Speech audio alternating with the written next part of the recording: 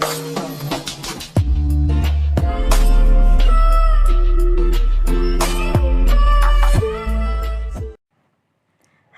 assalamualaikum warahmatullahi wabarakatuh.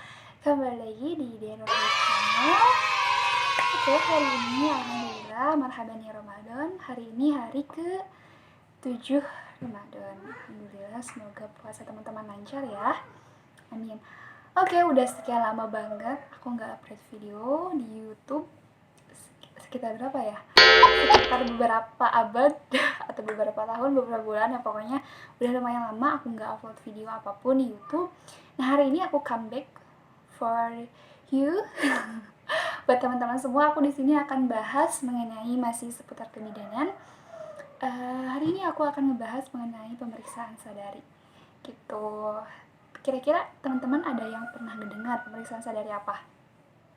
Nah, oke, aku kasih tahu, pemeriksaan sadari adalah suatu pemeriksaan payudara sendiri. Sadari, pemeriksaan payudara sendiri.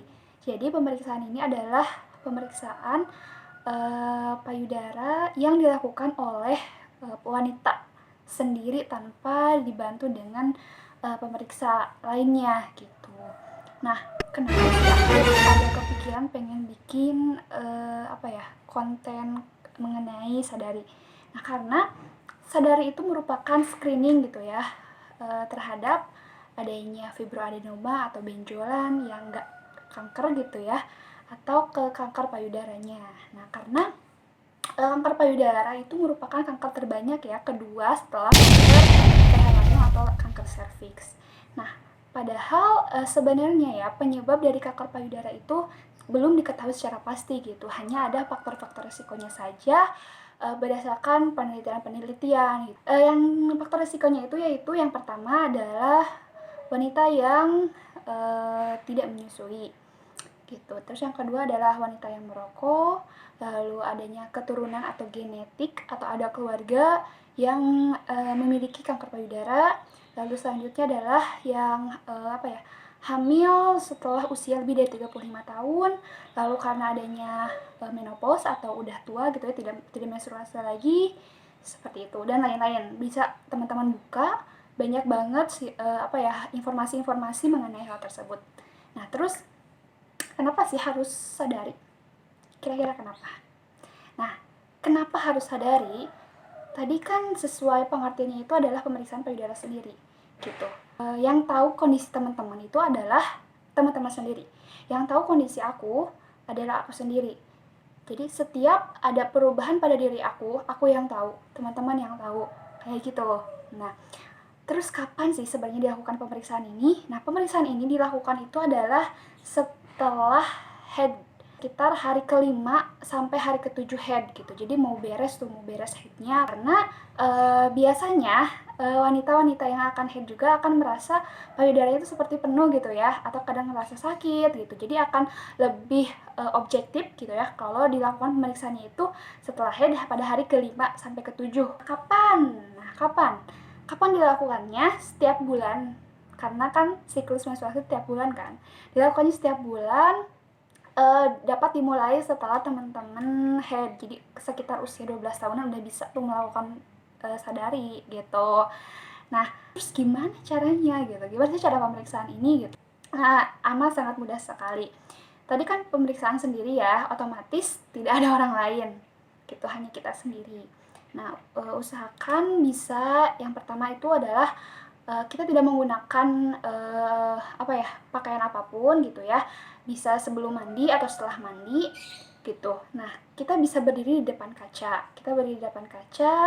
Lalu tangan kita ke bawah kan, nanti aku akan masukin gambar ya biar lebih memudahkan gitu. Karena kalau dipraktekin kayaknya nggak mungkin juga.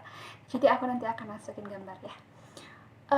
Yang tadi yang pertama itu adalah tangannya diluruskan, lalu perhatikan, lalu ditegak, perhatikan apakah ada dari inspeksi atau penglihatan gitu, apakah simetris, apakah ada seperti benjolan atau perubahan warna dari kulitnya, atau ada tarikan kayak tekstur jeruk kayak gitu. Nah, kalau selanjutnya yaitu yang kedua, angkat kedua tangannya. Nah, angkat kedua tangannya sama, masih perhatikan apakah simetris, apakah ada apakah ada benjolan dari penglihatan gitu ya, apakah ada yang berbeda dari payudara kanan dan kiri, bisa diperhatikan. Nah, terus yang selanjutnya adalah terus pencet tuh, lakukan penekanan pada bagian puting untuk melihat apakah ada cairan yang keluar atau apakah adanya rasa sakit. Buat ibu-ibu yang menyusui harus bisa membedakan gitu, mana ASI, mana cairan lain yang keluar di payudara, misalnya nanah atau darah, bisa diperhatikan. Nah, terus selanjutnya, kalau misalnya posisinya masih berdiri ya, angkat satu tangan. Nah, angkat satu tangan. Setelah itu lakukan penekanan dengan ujung tiga jari ini secara berputar ya, berputar dari arah ketiak, simuler gitu ya, berputar. Nanti ada gambarnya, kayak apa namanya tuh, obat nyamuk. Nah, kayak obat. Nah, ada gak perhatiin pas perabaan kita itu, ada yang beda nggak, ada yang aneh nggak, ada terasa benjolan, kayak ada massa yang padat, atau gerak enggak gitu, atau diam di tempat gitu. Nah, kayak gitu ya. Terus sama di payudara yang satunya lagi juga, perhatikan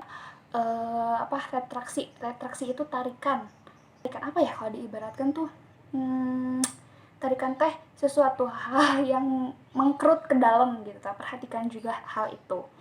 Sama juga di payudara yang satunya lagi juga sama seperti itu. Nah, kenapa sih hal ini tuh harus dilakukan, sadari itu harus dilakukan? Nah, karena jika diketahui adanya sesuatu yang beda, sesuatu yang abnormal, yang biasanya tuh nggak ada ini, kenapa tiba-tiba ada gitu. Jika diketahui semakin dini, maka pengobatannya pun akan lebih cepat, lebih tepat, dan juga bisa sembuh 100%, kayak gitu. Kayak gitu teman-teman. Nah, tadi aku udah ngejelasin kan gimana cara melakukan pemeriksaan sadar ini. Terus gimana nih kalau misalnya teman-teman sudah melakukan pemeriksaan ini, teman-teman menemukan sesuatu yang beda atau ada benjolan, raba gitu.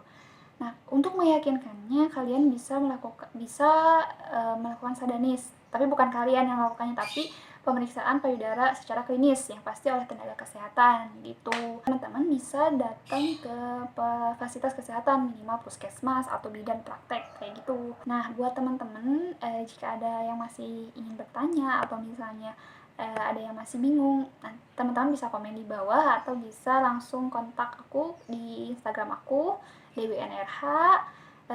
Nanti kalau misalnya aku bisa jawab, aku jawab. Nah, kalau misalnya nggak aku jawab, kalau misalnya aku nggak bisa jawab, nanti aku akan bertanya ke yang lebih lebih tahu tentang ini gitu. Nah, oke, sekian video hari ini. Marhaban ya Ramadan lagi, semoga puasanya lancar, ibadahnya semakin hari semakin bertambah. Lalu semoga Ramadan tahun ini lebih baik daripada Ramadan tahun-tahun sebelumnya. Semoga kita bisa mengambil hal-hal yang baik pada Ramadan kali ini. Sekian dari aku, jangan lupa di komen, di like, sama di subscribe. Kalau misalnya ada kesalahan, mohon maaf. Wassalamualaikum warahmatullahi wabarakatuh. Dadah.